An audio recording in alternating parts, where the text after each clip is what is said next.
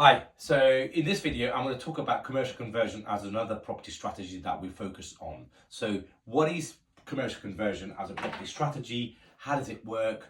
Why get into it? And what kind of price, profit margin can you make out of it? So what is commercial conversion? First of all, well, it's actually when you're taking ex-shops, ex-commercial units like offices,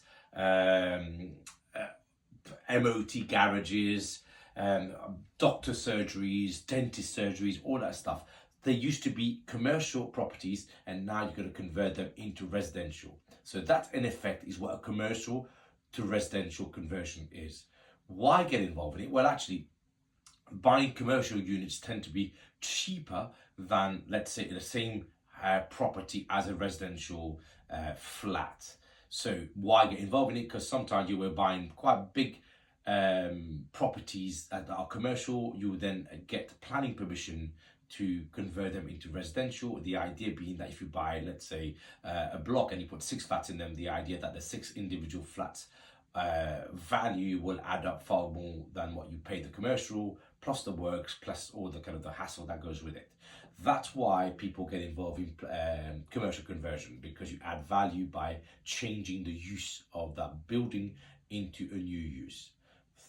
First. Second is, well, what's involved in it and what's the kind of the pros and cons on it. So the pros is, as I've said, you're adding a lot of value on these or buildings that are either defunct, that you get them for cheap, and then you change the use, you make them into nice livable homes.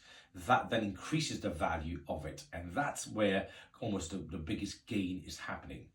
What's the cons of it? Well, actually it does require a more protracted view of your investment. So on average, you're probably 9 to 12, depending on the number of units you're doing. It could be 2-3 years to then go from commercial units. Probably what I would always do is pre-application, get an understanding of what can be done. Then you go to full planning application. Then anything in between would be like highways assessment, depending on the size of the actual development as well. So there's loads and loads of regulation that controls it as well. But the bigger the conversion, the number of units, the more expensive, the more checks and balances happens. There's something called a Section 106, which is a seal payment to a certain amount of units that you develop. There is a seal payment, that a community investment levy is called CIL levy, and that also can take a big chunk out of your profit as well. So, but this is for much bigger units, 10 plus, 20 plus units in a development. So why get involved in it is because you can take a commercial, make it into residential, and the value goes up. The cons is basically there's lots and lots of understanding and knowledge and regulations around it, from the day that you buy it to get a pre-app, to get if it's let's take an example of an old petrol station. You need to get the soil tested.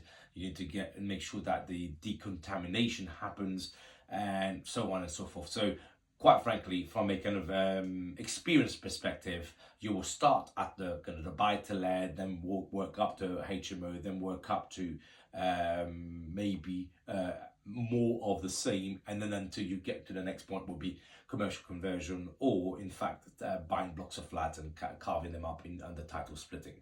But there is some great rewards to be had with commercial conversion. Also, you can, we do a lot of it to combine with other strategies. So not only do we buy commercial, we turn them into residential, then we'll split them up into individual units, which is the title splitting bit. That then adds even more value to your development.